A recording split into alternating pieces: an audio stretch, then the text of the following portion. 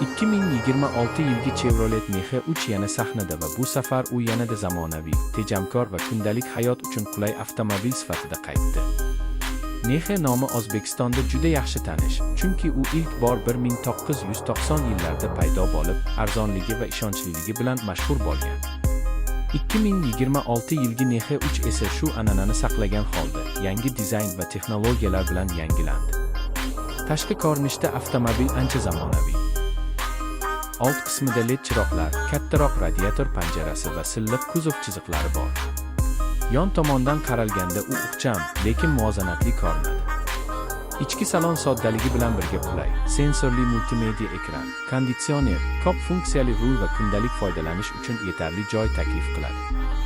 Texnik tomondan Nexe 3 odatda 1.5 litrli benzin dvigatel bilan jihozlanadi. Bu dvigatel kuchli sport mashinasi bo'lmasligi mumkin, lekin shahar va trassa uchun juda tejamkor. Yoqilg'i sarfi past, xizmat ko'rsatish esa arzon. Mexanik va avtomat uzatma variantlari.